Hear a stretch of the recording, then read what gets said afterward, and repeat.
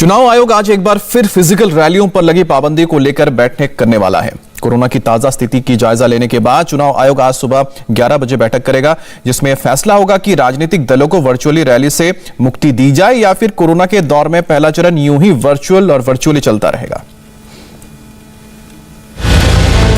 Physical rally की पाबंदियों पर आज होगा विचार।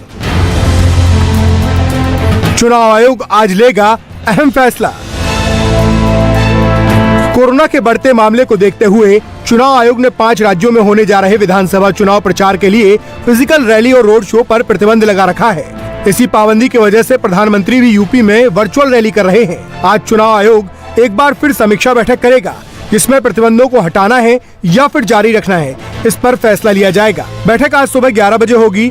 चुनाव वाले राज्यों यूपी, पंजाब, उत्तराखंड, गोवा और मणिपुर के मुख्य चुनाव अधिकारी और स्वास्थ्य सचिव इस बैठक में शामिल होंगे।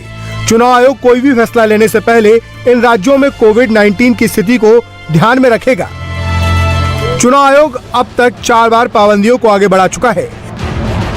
पहली बार 7 जनवरी तक, फिर 15 फरवरी तक, उसके बाद 22 जनवरी और आखिरी बार चुनाव आयोग की जो बैठक हुई थी उसमें सख्तियों को 31 जनवरी तक बढ़ा दिया गया था। लेकिन इसके साथ ही कुछ रियायतें भी दी गई थी।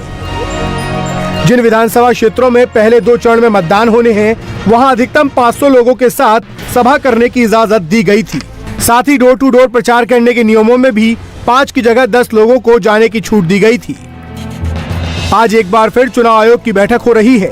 राजनीतिक दलों को आज की बैठक से काफी उम्मीदें हैं। उन्हें उम्मीद है कि इस बार रैलियों और सभाओं को कुछ छूट मिल जाएगी। ये उम्मीद चुनावी राज्यों के साथ देश भर में कोरोना मामलों में आ रही कमी को लेकर की जा रही है। कुछ जानकारों के मुताबिक देश में कोरोना की तीसरी लहर अपने चरम पर पहुंच चुकी है और हर रोज मामले धीमे धीमे कम होने के साथ संक्रमण की रफ्तार भी सिमट रही है। फिर भी चुनावी राज्यों में कोरोना की ताजा स्थिति को समझना बेहद जरूरी है। यूपी में रविवार को कोरोना के 8,100 नए केस सामने आए। पिछले 24 घंटों में कोरोना से 26 लोगों ने दम तोड़ा। पंजाब में कोरोना के 2,803 नए मामले सामने आए। 22 मरीजों ने कोरोना की वजह से दम तोड़ा।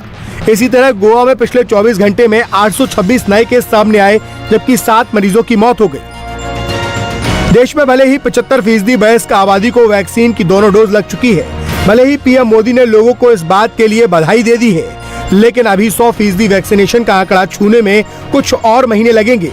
चुनाव की अहमियत आयोग को पता है, लेकिन इस महामारी के हालात में जनता की जान बचाए रखना उसके लिए और भी ज्यादा चुनौती भरा काम है। इसलिए चुनाव आयोग स्थिति की समीक्षा कर रहा है और यह सुनिश्चित कर रहा है कि कोरोना वायरस का प्रसार भी ना हो और राजनीतिक दलों को चुनाव प्रचार का मौका भी मिल जाए। इंडिया टीवी हर वक्त हर जगह डाउनलोड करने के लिए सर्च करें India TV news Google play store या ऐप स्टोर पर।